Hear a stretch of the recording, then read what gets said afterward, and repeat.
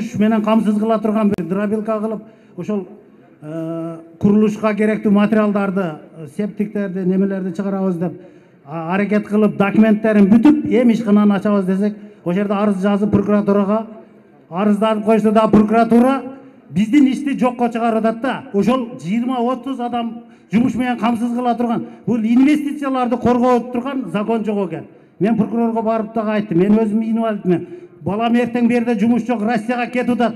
Россияга кетпей, ушу достору менен ошол жерде 20-30 адам менен ошол жерде камсыз кылайын деп неме кылса, ушунга окшогон бандиттер келип алып ишкананы токтотуп, прокуратурага арыз жазып, прокурор иш козгоп, азыр сотто жүрөт. 2 айдан бери сотто. Мындайда, урматтуу прокурор, обл прокурор, ошо районго тиешелүү базар коргоонун прокурорлору, силердин үстүңөрдөн эл кайра арызданып келбеш керек да. Силерге барыш керек. Силер мыйзамдуулукту, адилеттүүлүктү орното турган, ошону көзөмөлдөй турган органсыңар. Силердин үстүңөрдөн арызданбастан тескерисинче силерге арызданып барып, силер ушу адилеттүүлүктү орнотуп беришиңер керек. Эми бул бир жактылуу, мен бул кишинин сөзүнө ишенип айтып атам. Балким сиздердики туурадыр. Бирок ушуларды көзөмөлгө алгыла. Мына муну тиги Бишкекке чейин жеткизбей эле ушу жергиликтүү эле мына өкмөттүн өкүлү, обл прокурор, райондун прокурору, мэрге орада ушулар менен эле чечип койчу маселе турбайбы мына, майда чүйдө эле маселе. Ушундайларды көзөмөлгө алгыла.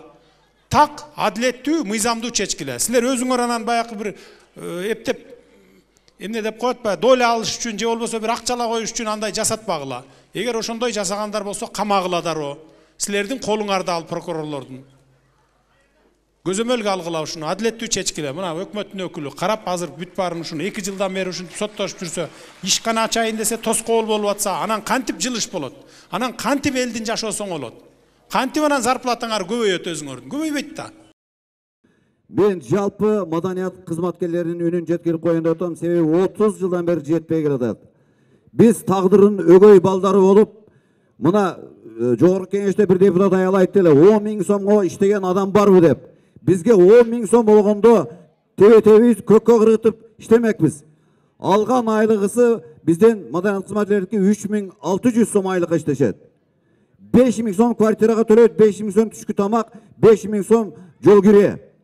Жылаңач батырлар. Жалпы ушул 30 жылдан бери үй алып келатабыз.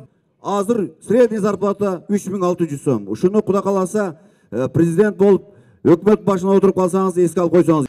Эмгек акы боюнча айтып атасыз. Эмне үчүн эмгек акылар аз? Мамлекеттик кызматкерлердин, пенсия пособия алган адамдардын. Анткени 30 жылдан бери бардык тармактарды, бала бакчадан баштап ак үйгө чейин коррупция чырмап алган экен да. Мына ошол үчүн эмгек акыңар аз. Эгерде сиздер ушу коррупцияны жок кылуу үчүн жөнөкөй элден тартып, садиктен баштап ак үйгө чейин бардыгыңар жардам берсеңер, түп тамыры менен жок кылганга, бюджет автоматтык турда 2-3 эсеге көбөйөт. Естественно, зарплата эмгек акыңар көбөйөт.